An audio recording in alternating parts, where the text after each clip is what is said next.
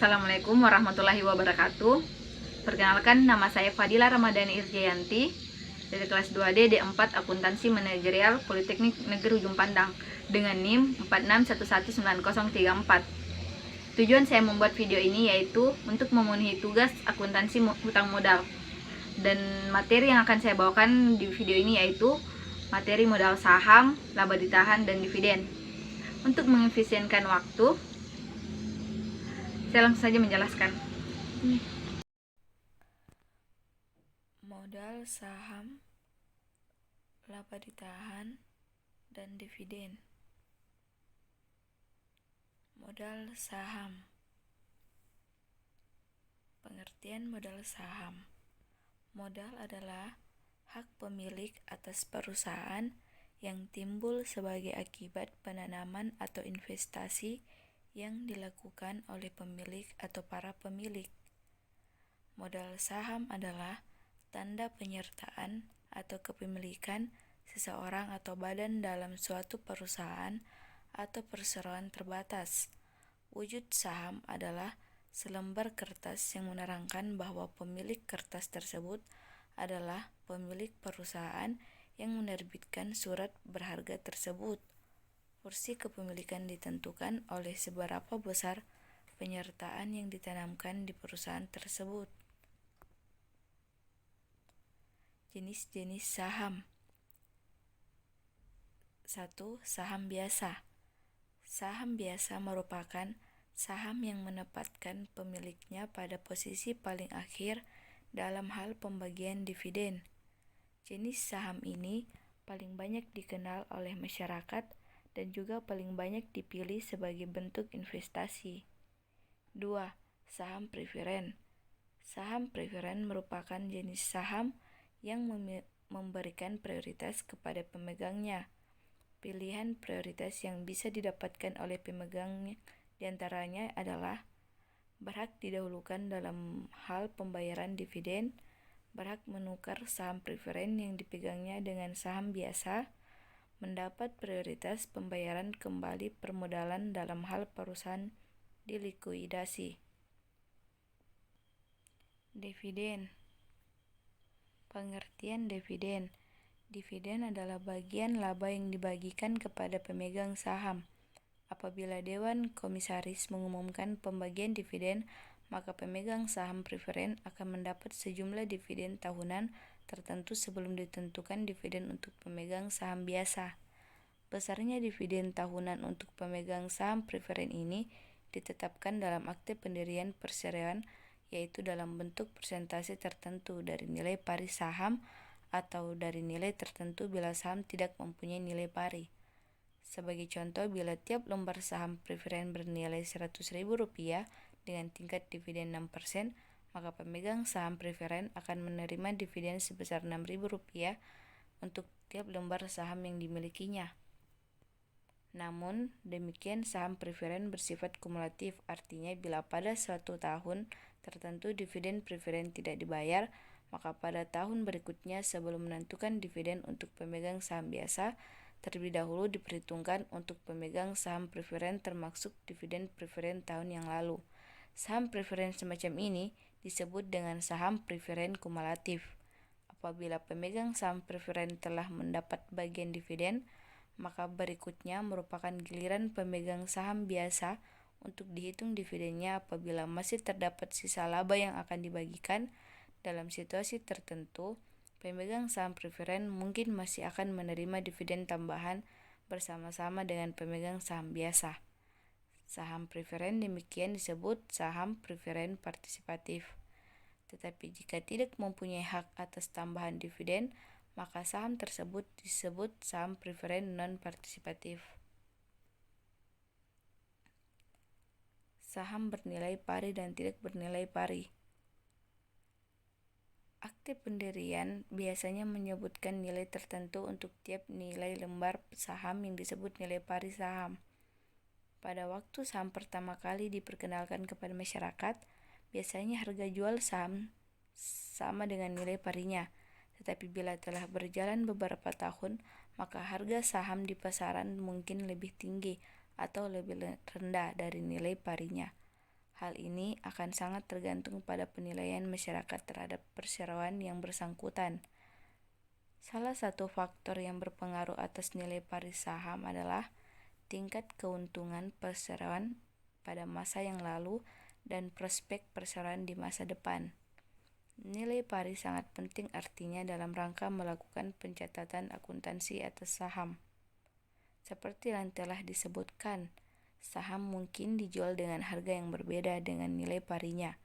Bila saham dijual dengan harga lebih tinggi dari nilai parinya, maka selisih kelebihan harga jual di atas nilai pari disebut agio saham. Sebaliknya, jika selisih kurang disebut disagio saham. Pengeluaran saham secara tunai. 1. Menjual 1000 lembar saham preferen 7%, nilai pari Rp100.000, kurs 105. Jurnalnya kas Rp105 juta pada debit. Saham preferen 7%, Rp100 juta pada kredit. Agio saham preferen Rp5 juta pada kredit. 2. Menjual 1000 lembar saham preferen 6%, nilai pari Rp100.000, kurs 98. Jurnalnya kas Rp98 juta pada debit. Disagio saham preferen Rp2 juta pada debit. Saham preferen 6%, Rp1 juta pada kredit. 3. Menjual 5.000 lembar saham biasa tanpa nilai pari. Harga yang ditetapkan Rp20.000 per lembar dengan harga jual Rp30.000. Jurnalnya kas Rp150 juta pada debit. Saham biasa Rp100 juta pada kredit. Agio saham biasa Rp50 juta pada kredit.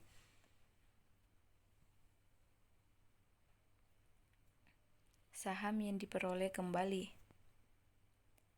Apabila suatu perseroan membeli kembali saham-sahamnya yang telah beredar tetapi tidak bermaksud menghentikan saham tersebut atau disimpan oleh perusahaan, maka saham ini disebut saham diperoleh kembali. Pembelian kembali saham yang sudah beredar ini bisa dilakukan karena berbagai tujuan. Misalnya, apabila perseroan menginginkan agar saham-saham dimiliki oleh karyawannya, maka saham-saham yang telah dibeli kembali oleh persero akan dijual kembali pada karyawan. Namun apapun alasannya, apabila perseroan membeli kembali sahamnya, maka untuk suatu jangka waktu tertentu akan terjadi pengurangan modal pemilik. Oleh karena itu, saham yang dibeli kembali tidak boleh dipandang sebagai aset. Saham terbiar sendiri yang berada di tangan perseroan tidak memiliki hak suara dan juga tidak akan mendapat pembagian dividen.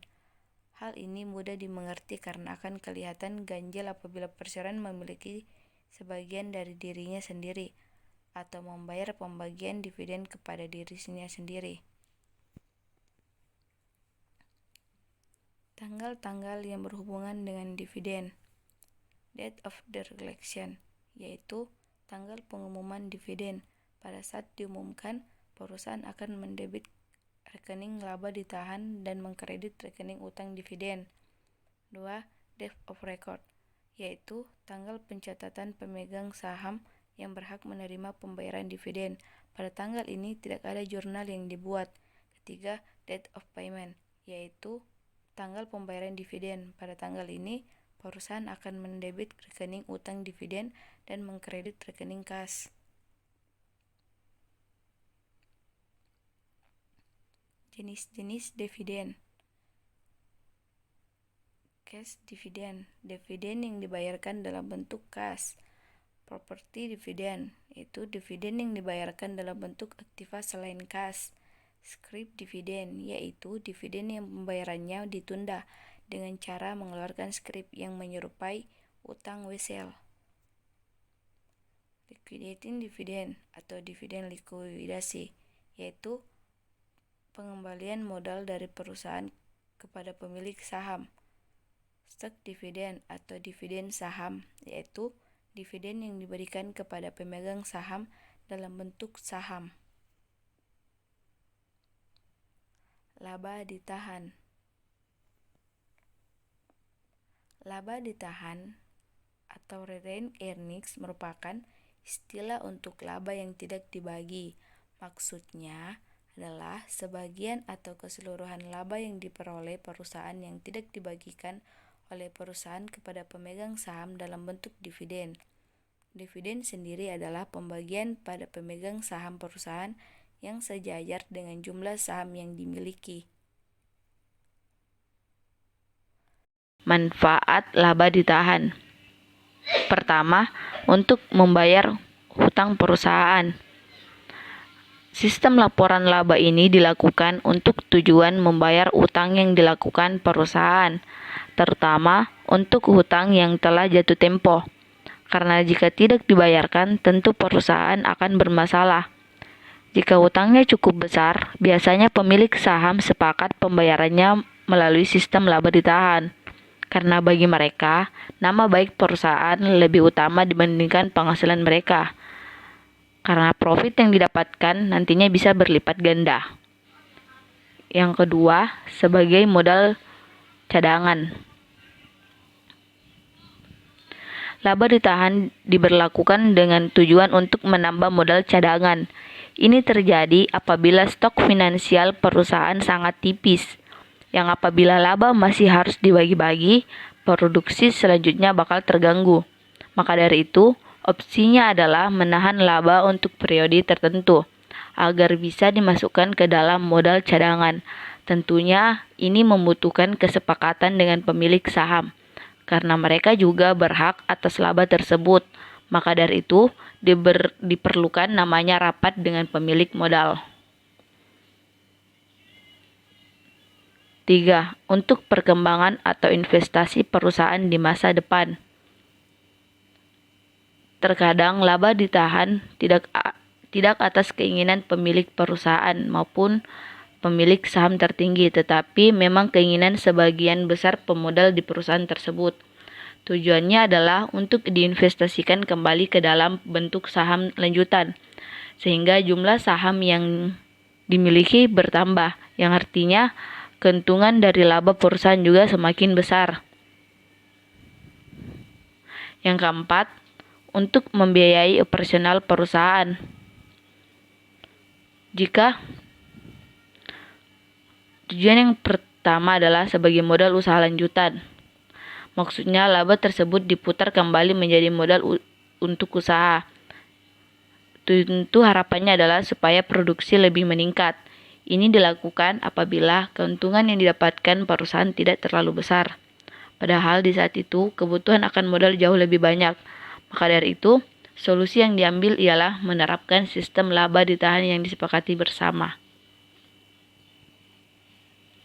Terakhir, metode perhitungan laba ditahan.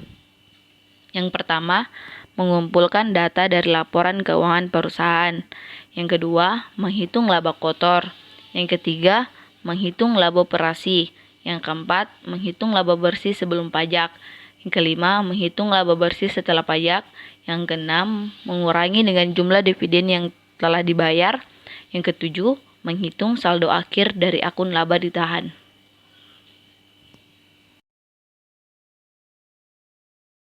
Sekian materi yang saya bawakan.